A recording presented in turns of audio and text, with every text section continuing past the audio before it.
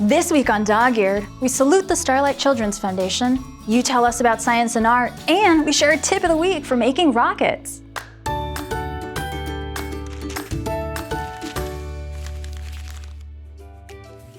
Welcome to Dog-Eared, everyone! Each week we spotlight a book we love so much, it's Dog-Eared.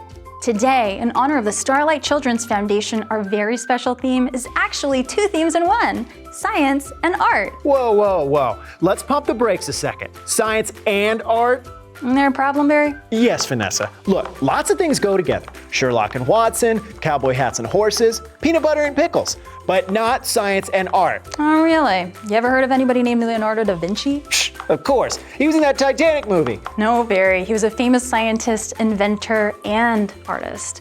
His artful imagination led him to scientific breakthroughs, and his logical observations led to beautiful art. The two fields have actually been influencing each other for thousands of years. So science helps art, and art helps science? Exactly, which is what makes the Starlight Children's Foundation so important. Through the art of VR and gaming, they bring happiness to sick children in hospitals, which makes a scientific impact. Okay, now you're blowing my mind. Wow, you think that's cool? Wait till we do some VR later on in the show. Yes, I love science and art. Yes, then you're also gonna love our book of the week.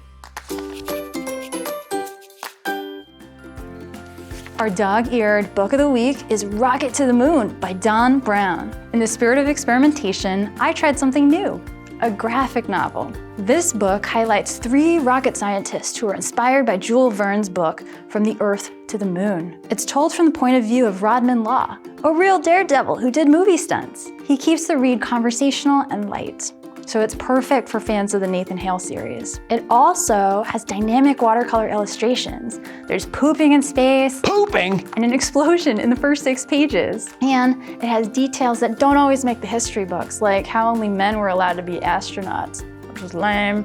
It's a lively, nonfiction book that can engage young readers in the big ideas that change the world. And for that, I love this book. Find more books like this at Literati.com. Okay, Barry, ready to go on a VR adventure? Let's do this. Whoa. Bloop, bloop. Wow. Ooh. Whoa. Now I see why Starlight's mission is so important. That was so much fun. I completely forgot that my dust jacket was getting restored. That's precisely why we partnered with them. Because VR is a great way to take your mind off of being sick. Whee! Yippee! And now, what do you know? Over in our official Literati Kids Facebook group, we asked club members and their kids about science and art. Our first question is, what's your favorite thing to learn about in science? 8-year-old Lizzie said, growing crystals. Wait, doesn't that take millions of years? How old are you? 7-year-old CJ said, I like to learn about germs. Gross. Our next question is, do you know any scientific facts? 9-year-old Mia says, if you mix starch, boiling water, and cold water with sodium thiosulfate and potassium and hydrogen peroxide, it all turns black. Yeah, it sounds like quite a concoction.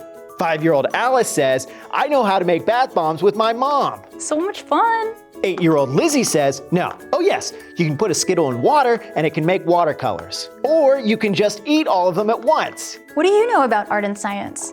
Join the conversation in our official Literati Kids Facebook group. And now, our tip of the week.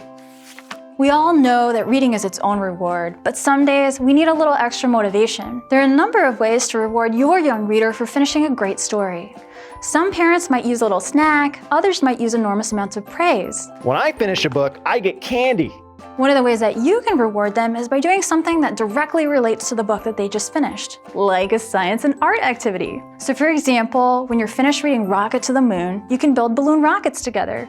They're super easy. Just get a balloon and tape it to one end of a straw. Then on the other end of the straw, opposite of the balloon, tape little stabilizers that you can cut from paper or cardboard. And when you're done, decorate it to your heart's content. Blow up the balloon through the straw and then let it go. And if you use a balloon big enough, it'll go all the way to the moon. It's interactive fun that proves that science and art aren't mutually exclusive, and it may even spark new avenues of thinking in a developing mind. Thank you for watching this episode of Dog-Eared. If you can, consider making a donation to the Starlight Children's Foundation so they can provide gaming systems to sick kids in hospitals. Being able to take your mind off of getting chemo is a wonderful thing, and there's more information in the description below. Seriously, these kids need VR. Riding around on sharks is amazing. Also, if you like our show or magical talking books, hit that subscribe button and click that bell. So until next time, happy reading, everyone.